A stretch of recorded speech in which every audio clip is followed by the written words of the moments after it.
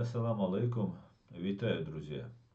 Вчера, 8 апреля 2022 года, получил видео, где люди, говорящие на чеченском языке, явно находящиеся на территории Украины, говорят о том, что только что чуть свои не убили. В связи с этим я выложил это видео у себя на канале, и поступали просьбы перевести это видео. Я решил не делать титры, я просто озвучу и немножко дополню еще от себя к этому видео, сделаю небольшие комментарии. Итак, давайте я сперва тут переведу это видео и потом дополню. Итак, вот мужчина, которого вы видите на экране. السلام عليكم. دلی خواهم حق حسین شید سموش تو اقدس. خوندین که حسین خیلی شهرزاد. Ассаламу алейкум. Посмотрите, ради Бога, что только что, ударив канатом по нам, речь идет о реактивной установке «Метеорит» или «Змей Горыныч», как его называют. Он говорит, ударили нас канатом и чуть всех нас не убили. Это حاجة. هيت موش تو هر یک زنیش ملل دین یارش نقطه. Вот эти здания только что были целиком, полностью целые, говорит. ایدو تینو گیده. ایمیل لام شد دمیره فرصة. هم 알고 돼요. Все разнесли, говорит, чуть нас было всех не убили. دوغلين هيا. دوغ. мой полный песен нас дед. دلی. Нас всех разбросало, говорит. دیر. просто это. مراد. وش وازر آخر باشه ها؟ اوقات وش وازر باشه. Мурат, они нас чуть не убили, нас с тобой, говорит. فهم دام جاری. Это все место, они просто сравняли, все, это все местность. Да я весь белый, говорит, от пыли. والله سبحانه.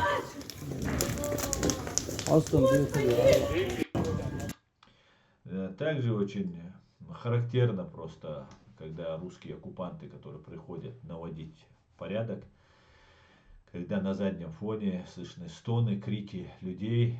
Но эти люди, в принципе, сами в шоке, если можно этих людей назвать людьми.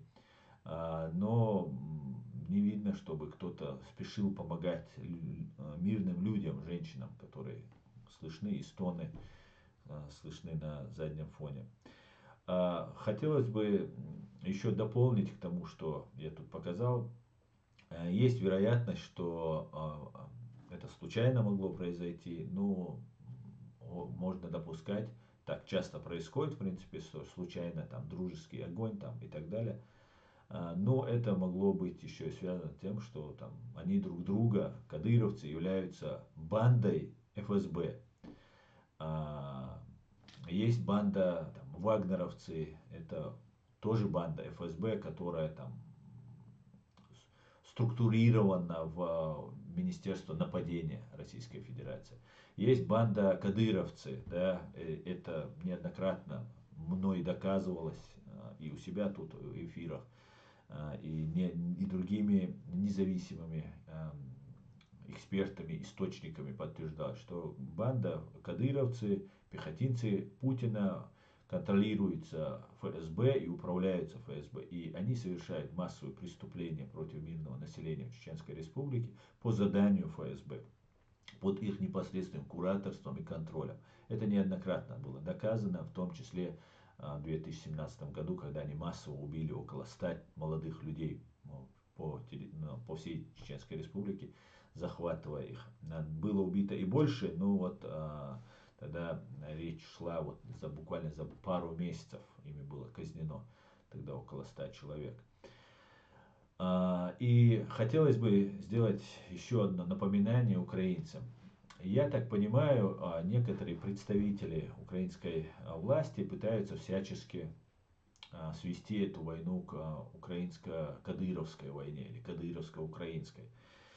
Это большая ошибка, ну и немного, мне кажется, недостойно такую многовековую, да, борьбу, войну национально-освободительную борьбу украинского народа сводить к каким-то кадыровцам, каким-то коллаборантам. Это приблизительно как было бы, если бы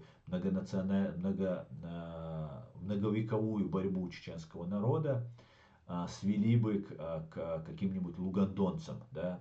Чеченцы прислали, например, у нас воевал самый такой известный и такой яркий представитель русских оккупантов был полковник Буданов, который изнасиловал и убил много людей, в том числе Эльзу Кунгаеву. И этот человек был из Донецка. И вот представьте, что этот Буданов в роли Кадырова, кстати говоря, они чем-то похожи друг на друга, они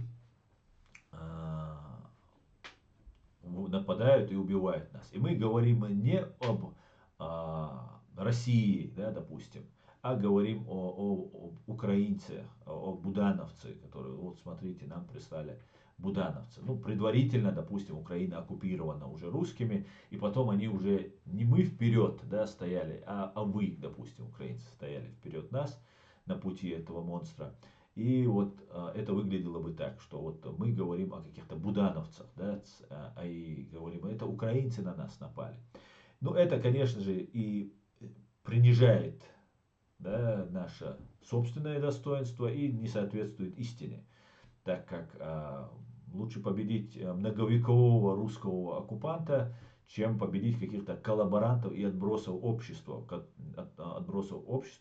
в каждом котором они имеются.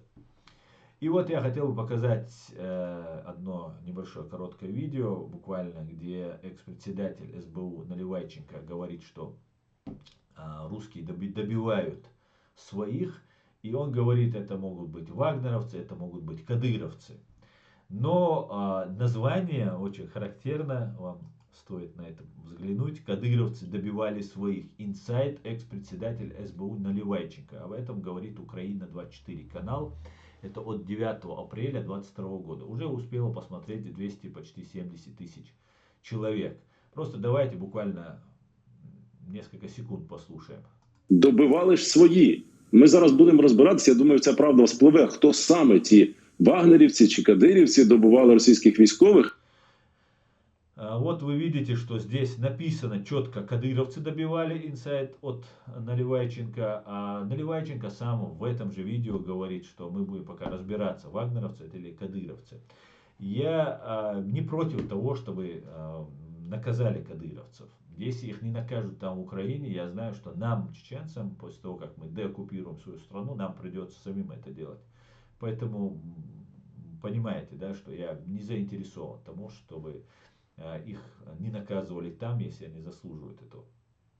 Тот, кто с оружием в руках поехал и не сдался, не перешел на сторону Украины, те, конечно же, заслуживают наказания. И они будут наказаны. И в соответствии с международным правом, и в соответствии с чеченским законодательством мы будем этих людей преследовать.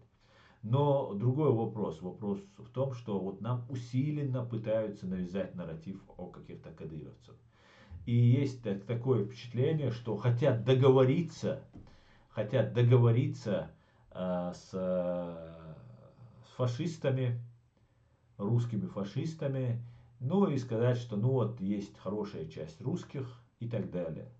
Так вот, может, да, есть, конечно, это хорошая часть русских, но это может быть 1% или 2%. Вот 1% или 2%, ни больше, ни меньше.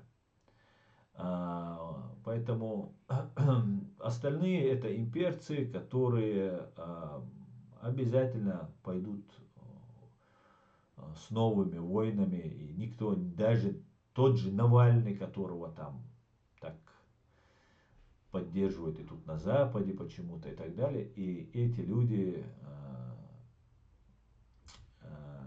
не будут отдавать Крым, ну и так далее, и так далее. Но это другая история, которую обязательно, конечно же, мы еще обсудим. А так, всего самого хорошего. Слава Украине и Ичкерии. Всего самого хорошего, друзья.